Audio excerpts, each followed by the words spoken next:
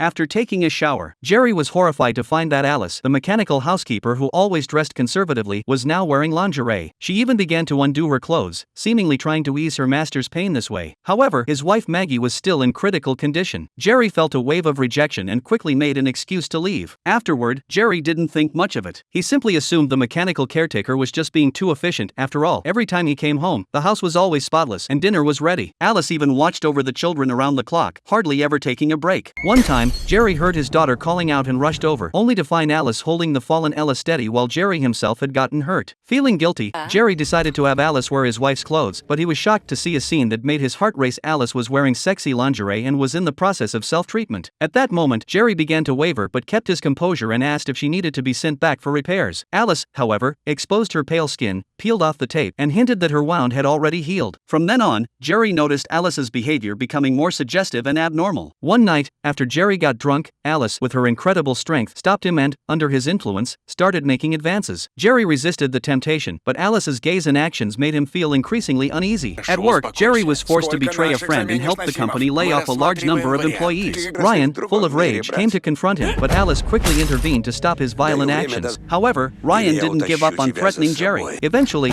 Alice went to Ryan's house and killed him, further driving a wedge between Jerry and his wife Maggie in an attempt to replace her. During a crisis moment, Alice placed the baby in the bathtub, trying to drown him. However, Ella, the older daughter, discovered and stopped her just in time. Maggie and Jerry worked together to save the baby. However, Alice's rampage couldn't be stopped. She began to take control of all the robots, preparing to destroy the family entirely. In the end, after a fierce confrontation, Jerry and Maggie managed to defeat Alice and destroy her program. Though they escaped successfully, Alice's virus program continued to spread quietly in the control center, hinting at an even greater disaster on the horizon.